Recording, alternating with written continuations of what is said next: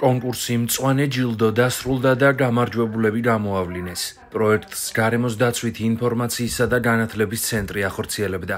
ნომინაციაში მწვანე ჯილდო სკოლამდელი გარემოს დაცვითი განათლება გამარჯვება მოიპოვა ხონის მუნიციპალიტეტის სოფელ ქუტირის საბავშვო ბაღის აღმზრდელმა გულნარა ბუაძემ. მწვანე ჯილდო გარემოს დაცვითი და აგრარული განათლება სკოლაში. ამ ნომინაციაში გამარჯვებული გახდა ყვარლის მუნიციპალიტეტის სოფელ ახალსოფლის ნომერ 2 საჯარო სკოლის მასწავლებელი შორენა ყარალაშვილი. როგორც ღონისძიებაზე აღენიშნა, კონკურსში საქართველოს მასშტაბით 200-მდე პედაგოგმა და აღმზრდელმა მიიღო მონაწილეობა. გამარჯვებულები სპეციალურად შექმნილმა საკონკურსო კომისიამ გამოავლინა. ჟიურიმ თითოეულ კატეგორიაში 10 კონკურსანტი გამოარჩია, რომლებსაც ფულადი ჯილდოები და საჩუქრები გადაეცათ. გამარჯვებულები 1000 ლარიანი ვაუჩერებით და სპეციალური პრიზებით გარემოს დაცვითი ინფორმაციისა და განათლების ცენტრმა დააჯილდოვა.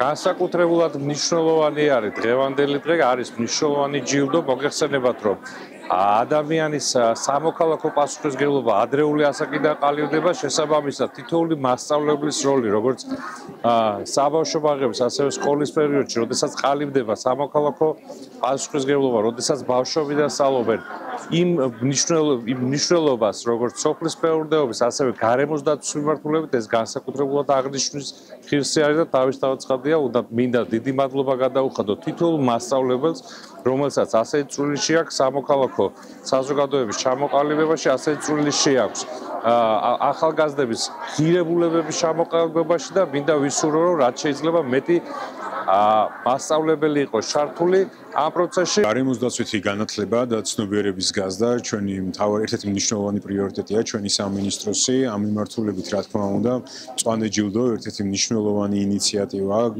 და რა თქმა უნდა განათლების სამინისტრო ყოველწლიურად ამ ღონისძიების მხარდაჭერი იქნება. მწვანე ჯილდო ერთგვარად წამახალისებელი ღონისძიებაა, რომელიც ხელს უწყობს ზოგადად გარემოს დაცვითი განათლების გაძლიერებას და ახალგაზრდებში ცნობიერების ამაღლებას, განსაკუთრებით დიდი როლი აქვს მასწავლებელს, როგორც სკოლამდელი, ასევე სკოლის პედაგოგებს იმისთვის, რომ ჩვენი მომავალი თაობა კარგად იყოს გათვითცნობიერებული იმ გამოწვევებში, რა გამოწვევებში ჩვენ ცხოვრება გვიწევს, შესაბამისად, ასეთი და ამგვარი ღონისძიებები, ამგვარი წამახალისებელი ნაბიჯები კიდევ ერთი დამატებითი საშუალებაა იმისთვის, რომ ჩვენ მომავალი თაობა უფრო განათლებული და ღრმა გარემოს დაცვითი ცნობიერებით აღზარდოთ.